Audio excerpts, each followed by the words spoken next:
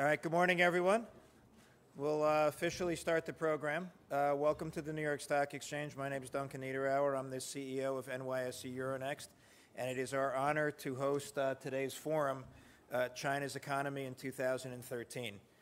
I was saying to Steve and a few others when we were just congregating before we started, whenever you do one of these, you're never quite sure if there's going to be a second one or a third one, but you try, you experiment. That's the attitude we have around here. We're always happy to convene groups like this, and this is now the fourth year in a row that we're doing this, so I think it's officially an annual tradition.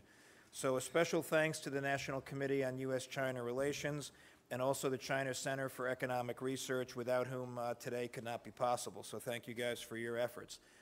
I would also be remiss if I didn't thank the speakers and attendees who have come, many of you from all across the globe and traveled a far distance to be here. I think not only is that a powerful symbol of how important engaging around topics like this right now is, but I think this is an excellent platform today as we talk about the outlook for the Chinese economy, the outlook for the global economy, particularly with the backdrop of the leadership change that is and transition that is going on in China right now. So I know a lot of us will be very interested in hearing from today's speakers. Having had a chance to look at the agenda over the weekend, I think it is content-rich as always, so I hope you get a lot out of it. Our relationship with China goes back decades here at the NYSE. We now count more than 100 companies from Greater China listed here, and we have done business through the form of JVs or MOUs or other business arrangements with a number of the exchanges in China, including those in Shanghai, Shenzhen, Dalian, Zhengzhou, and we also recently signed an agreement with Bank of China, who has not only helped us on the financing side, but has also begun to work with us on RMB-denominated products on our London Derivatives Exchange. So a lot of good things happening between the NYSE and China. In fact, Steve and I were reminiscing this morning. The National Committee on U.S. China Relations was kind enough to honor me along with Hank Paulson a few years ago. Little did I know that one of the things in the fine print about being the honoree is we then got the opportunity to host this event here every year, but it's turned out to be a great deal for both sides. So it's been a win-win. So we are always happy to convene global leaders. We do a lot of meetings in this room. It's part of what we think is at the core of what we are supposed to do. Our corporate strategy is around bringing the global community together.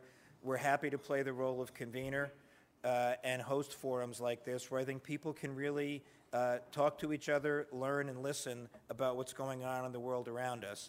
The National Committee on U.S. China Relations has been a great partner, all kidding aside. We really enjoy the relationship with these guys. And speaking of partners, it's my pleasure to introduce my friend and partner, Steve Orlins. Thanks a lot.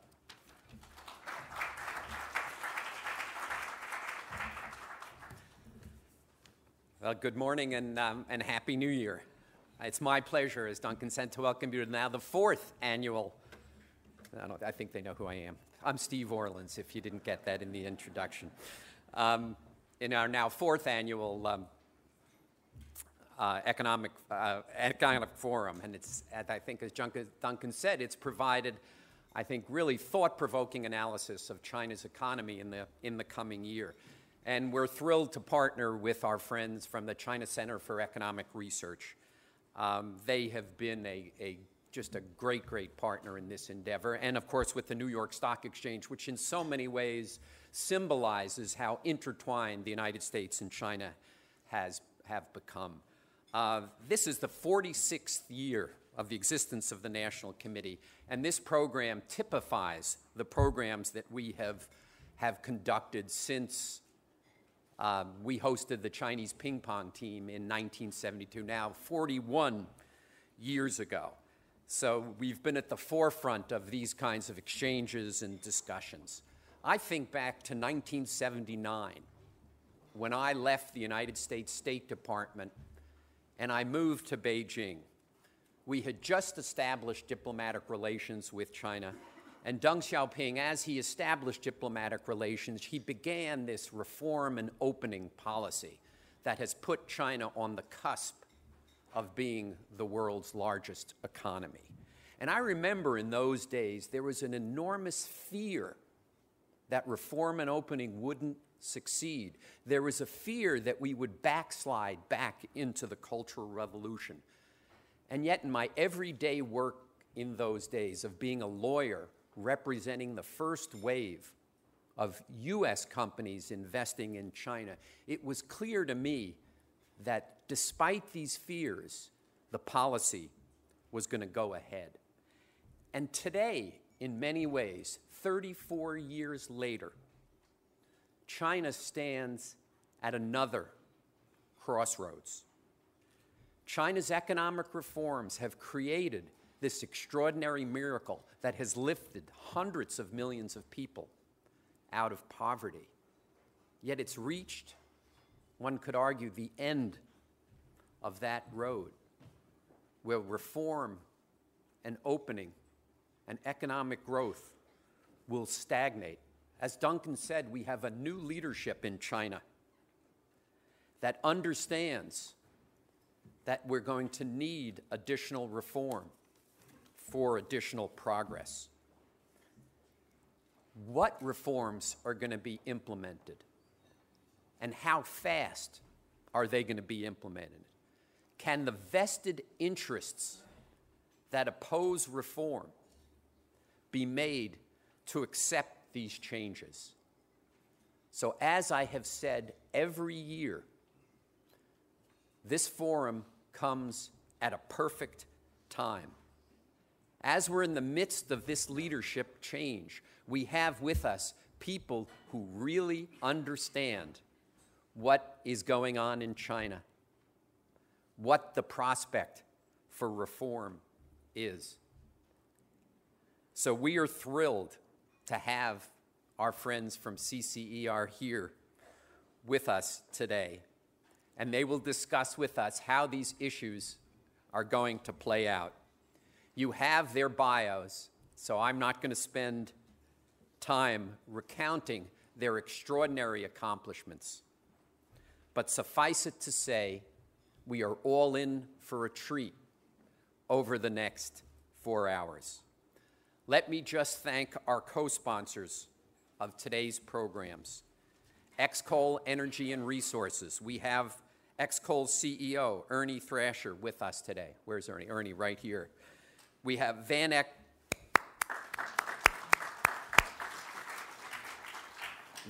Global, another of our sponsors. I don't think Jan Van Eck is here yet. The Star Foundation. I know Hank Greenberg is not with us, but he will be joining us tomorrow as we undertake 2 days of discussions with this group and American economists on how the United States and China can improve their economic relationship. And then, of course, as I've said, our partner, the NYSE-Euronext, and Duncan here. It's because of their generosity that you come here free of charge today. I invite you all to visit our website, ncuscr.org, where you can view materials from today's forum. We will get them up very quickly. Learn about other programs that the National Committee conducts, and if the spirit moves you, make a donation to support the National Committee's work.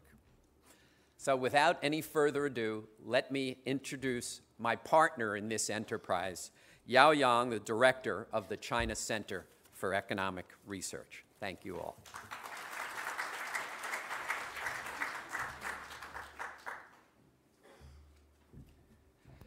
Good morning, everyone. Thank you for coming to the fourth forum organized by the National Committee and the CCER. CCER was established in 1994, so it has been almost 20 years past. And today, our founding director, Professor Justin Lin, has joined us. CCER is a premier research and teaching institute in China in modern economics. And we are also striving to become a recognized think tank in China. Over the years, we have contributed quite a lot to economic teaching and research in China, spreading modern economics, what we call modern economics in China. This year, as Steve just said, is particularly interesting. President Obama has won the second term, but it seems that his whole cabinet is going to change. But on the China side, we have a new leadership, and coming this March, we're going to have a new government. If you look back into China's 30 years of economic reform, you're going to see the first 10 years we just spent on preparation, and the second 10 years we spent on massive economic reform, and the third 10 years we spent mostly to correct some of the issues left behind by economic reform. But looking forward, this new generation of leadership is pretty much determined to continue on China's economic reform. So it's going to be a very exciting 10 years for this new leadership. And today we are going to discuss the long-term economic perspective in China and also a possible reforms agenda in China. And I'd like to thank our great partners, the National Committee. 4 years, I think almost 5 years ago, I walked into Stephen's office. It's just over half an hour, we have decided to go forward with this event and also the economic dialogue.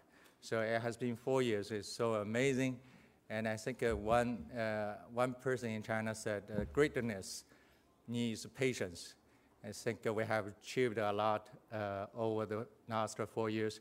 And also I'd like to thank the support of NYSE. I see there is a new name underneath that, but I believe the spirit is still the same. And I feel really thankful to NYSE's support to this great event. Thank you very much.